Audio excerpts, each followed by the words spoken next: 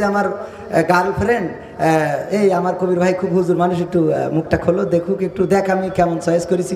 বলছে তুমি জানো না আমি খাস পর্দা করালো। ও খাস পর্দা করে আরেকজনের সাথে ডলতি ডলতি পার্কে গেছে। এ কি সহ্য না করি পারবেন আপনারা? ও আমার ভাইরা, এই জন্য আমার চেয়ারম্যানেরা যদি নির্বাচিত হয় কি করা লাগবে আমি কত ওয়াজ করলাম। ও যুবকেরা, মেয়ে মানুষ পিছনে নিয়ে ঘুরে বেড়ায়ও না, এইভাবে তোমরা পরের মেয়েদের এইভাবে ঘুরে নিয়ে বেড়ায়ও না, কারণ ওইগুলো তোমরা নিয়ে বেড়ায় বেড়ায় রেখে দাও। আর চেয়ারম্যান ওই দিয়ে ছেলে বিয়ে করায় নিয়ে আসে, আমিও যে বিয়ে করা লাগে না লাগে না। বিয়ে করার সময় মা বাবা বলে আমার মেয়ের মতো ভালো মেয়ে পাওয়া যায় না। আরে তাইলে মন্টু মিয়ার বাগান বাড়ি গেল ওই চ্যাংড়ার সাথে, ওইটা কিডা? কথা কয় না। রূপসা সেতুতে আছে না নাই? গদখালি ফুল বাগানে আছে না নাই? ওইগুলো ঘুরে বেড়ায় ওই আল্লাহওয়ালা, ওরা কারা? আবার এখন হয়েছে নতুন করে টিকটক আর বোরকা পরে টিকটক করে। আমার আল্লাহ বলল ওয়া করনা ফি বুয়ুতিকুন্না ওয়ালা তাবাররাজনা তাবাররুজাল জাহিলিয়াতিল উলা। ওগো নারীরা পর্দার মধ্যে থাকো, জাহিলি যুগের মেয়েদের মতো সেজে গুজে লিপস্টিক মেরে আলতা পরে টিপ লাগায়ে গুজে সেজে গুজে নিজেদেরকে প্রদর্শন করে বেড়ায়ও না।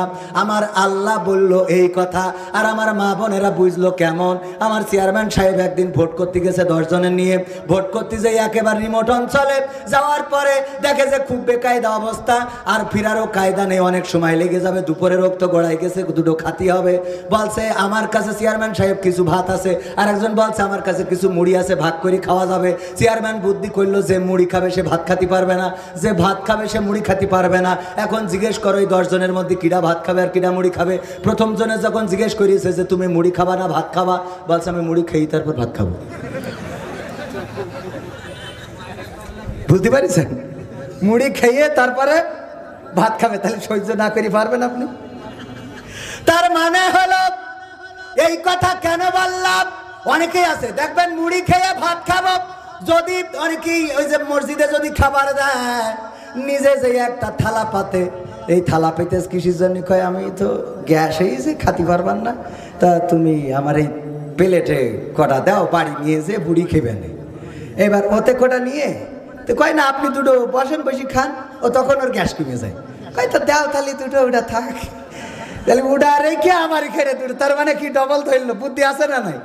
ওরে বাবা, তো এই যে আমার মা বোনেরা ডবল ধরেছে। আল্লাহ বলছে যে সেই যে বুঝে নিজেরা প্রদর্শন করিয়ে বেড়াইও না, অশ্লীলতা করো না। ওরা বলছে যে ঠিক আছে প্রদর্শন করতে আল্লাহ নিষেধ করতেছে, আল্লাহ তোমার কথাও মেনে নিলাম, পর্দা করা ফরজ, বুরকা পরে টিকটক করো। বুরকা পরে আজকালকের ছেলেরা বই নিয়ে আর বসে না, ও বাবা গুগলে সার্চ করিয়া পড়ে। ওরে কালের মেয়েরা কোরআন হাদিস ধরে না, আমার এখনকার মা বোনেরা কোরআন হাদিস পড়ে না, ও আল্লাহ টিকটকে ভিডিও ওরা করে। কথা কয় না? ঠিক না বেঠে? আজকালকের ছেলেরা বই নিয়ে আর বসে না, গুগলে সার্চ করিয়া পড়ে। আগের সময় প্রেম করিলে সভাপতি বলতো পাইছো কি, এখন বলে শখ করিয়া বাবু তুমি খাইছো কি? ঠিক না বেঠে? ভাইজানের মনে হয় জাতি হবে আরো জায়গায়, ফকিরের পাই ভিক্ষে, যত দৌড়তে পারেন আল্লাহ কবুল করুক, আমিন। যত দৌড়ানো যায় 21 তারিখ পর্যন্ত যাবেন মানুষের কাছে, আমার যদি লাগে বলবেন না, আমার নেই, অন্য মানুষের থাকতো, হুজুর তো একটা দুটো না, এ রাস্তায় মেলা লোক দোকান খুলেছে, আল্লাহ কবুল করুন, বলেন আমিন। দোকান খোলা লোকের অভাব নেই, লাইনই না পড়লি চিন্তা করে বেলাইন দিয়ে উঠবো। আজকে দেখলাম যে একজন হুজুর উনি নাকি অভিমান করে টিকটকার হয়েছে, নায়ক হবে, তাই মাওলানা মানুষ, মাওলানা কি যেন নাম, সে সব চুলমুল কাটিং করে কালিমালি লাগাইছে, দেখেছেন না অনেকেই অনলাইনে, দেখেছেন না দেখেন নাই? উনি কারণ কি? কারণ হইলো যে একটু ভাইরাল হলি তারপরে আবার ওয়াজের স্টেজে আসতে পারবে, কারণ এখন ভাইরালদের অনেক দাম। ঠিক না বেঠে? ভাইরাল হইলে তো কথা নাই। আমার সেদিন বলতেছে হুজুর আপনি একটু বলেন তো কিভাবে বেশি পরিচিত হওয়া যায়। তো আমি বললাম আমি আসলে পরিচিত হওয়ার জন্য তো কোনো কাজ করিনি, এই জন্যে আমার কাছে সেরকম কোনো টিপস নাই যে টিপস বলে দিয়ে আপনাকে পরিচিত হইতে বলবো। কারণ আমি কাজ করেছি আল্লাহর জন্যে, আমি কাজ করেছি যুবকদেরকে ফেরানোর জন্যে, আমি কাজ করেছি আমার ইসলামী নাটকগুলো দেখিয়ে মানুষদেরকে আল্লাহর পথে ডাকার জন্যে, আল্লাহ রাব্বুল আলামিনের জন্যে। এই কাজগুলো হয়তো পরিচিত করাইছে বা করাই নাই এটা নিয়ে আমার কোনো টেনশনও নাই, পরিচিত হইলেও হয়েছি না হইলেও না হয়েছি, এটা নিয়ে কোনো টেনশন আছে? নামাজ পড়ি কার জন্যে? নামাজ পড়লে টাকা পাওয়া যায়? তো নামাজ পড়ে আত্মার প্রশান্তি পাওয়া যায় না, যায় না? আমি যত কাজ করি সমস্ত কাজ আল্লাহর জন্য, আত্মার প্রশান্তি পাই এই কাজ করে। পরিচিত হইলাম, লোক দেখলো নাকি দেখলো না, ভিউজ হইলো নাকি হইলো না, ওইটা নিয়ে টেনশন করার সময় আমার নাই। এই টেনশন করা যাবে?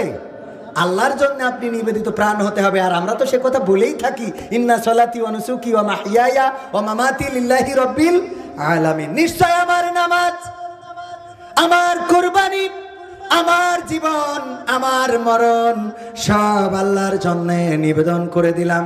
আল্লাহর জন্য সব নিবেদন করে দেওয়ার পরে আমার নামে যখন মামলা হলো, আমি চলে গেলাম মুক্তিযোদ্ধার কাছে, যে বললাম ওগো মুক্তিযোদ্ধা সভাপতি সাহেব, আমার মামলা থেকে বাঁচান, আমি জীবনে জেল খাটি নাই, আমার যদি জেলে নিয়ে যায় তাইলে বাঁচবো না। আপনি আমার ধর্মের আব্বা যাই বলেন তাই মেনে নেবো, আপনি যদি ধানের শীষি ভোট দিতে বলেন তাই, যদি নৌকাই বলেন তাই, কোনো অসুবিধা নেই। এই কথা যদি বলি তাইলে কি আমার আল্লাহর প্রতি নিজের জীবনকে উৎসর্গ করা হলো নাকি? কথা কয় না হলো? বরং আমি যদি কোনো বিপদে পড়ি, যদি কোনো মুসিবতে পড়ি, যদি কোনো আক্রান্তের শিকার হই, যদি কোনো আক্রমণের শিকার হই, আল্লাহ রাব্বুল আলামিনের কাছে বলবো ওগো আল্লাহ তুমি রক্ষা করো। যেমন ভাবে বলেছিলেন মুসা, যেমন ভাবে বলেছিলেন ঈসা, যেমন ভাবে বলেছিলেন ইউনূস আলাইহিস সালাম, যেমন ভাবে আমাদের প্রিয় নবী মুহাম্মদ সাল্লাল্লাহু আলাইহি ওয়াসাল্লাম আল্লাহর কাছে সহযোগিতা চেয়েছিলেন। কাফেরেরা ঘিরে ধরেছে, বাড়িতে হত্যা করবে। আল্লাহর রাসূল সাল্লাল্লাহু আলাইহি ওয়াসাল্লাম রাতের অন্ধকারে আল্লাহ রাব্বুল আলামিনের কাছে বললেন আল্লাহ কিভাবে বের হব? আল্লাহ রাব্বুল আলামিন বললেন ধুলা নাও, সেই ধুলা কোরআনের আয়াত পড়ে ফু দাও, আর তারপরে ফু দেওয়ার পরে ওই ধুলাগুলো মানুষের চোখে পৌঁছে দিলেন। কি দিয়েছে না দেয় নাই? যখন সওর পর্বতের গুহায় আল্লাহর রাসূল বসে রয়েছেন, আবু বকর রাদিয়াল্লাহু তাআলা আনহু বলছেন ওগো রাসূল আর বাঁচা গেল না, আর সম্ভব না। এই যে যদি ওরা একটু নিচের দিকে তাকান আর দেখে ফেলবে আমরা তো সংখ্যায় মাত্র 2 জন, আমাদের এখানেই শেষ করে ফেলবে, মেরে ফেলবে। আল্লাহর রাসূল সাল্লাল্লাহু আলাইহি সাল্লাম ভয় পেয়ে গেলেন। কথা কয় না? ভয় পেয়ে গেলেন না? ভয় পায় নাই, বরং আল্লাহর রাসূল সাল্লাল্লাহু আলাইহি সাল্লাম বললেন ওগো আবু বকর ভয় পাওয়ার কোনো কারণ নেই, কারণ আমরা 2 জন নই, আমরা আমাদের সাথে আরেকজন রয়েছেন, তিনি হলেন এই বিশ্বজাহানের পালনকর্তা, মালিক, স্রষ্টা, মহান রব্বুল আলামিন। আল্লাহ সহযোগিতা করেছে না করে নাই? বিপদে পড়লেন, আল্লাহর কাছে সাহায্য চাইলেন, সহযোগিতা করবেন আল্লাহ। ওগো আমার ভাইয়েরা, কোরআনের যে আয়াতটা নিয়ে কথা বলতে চাই সেটা হলো পবিত্র কোরআনের 20 নম্বর সূরা, সূরা তাহার 55 নম্বর আয়াত। এই সূরাটা মাক্কি সূরা। আল্লাহর নবীর সাহাবী ওমর রাদিয়াল্লাহু তাআলা আনহু যখন আল্লাহর রাসূলকে হত্যা করার জন্য রওনা করলেন,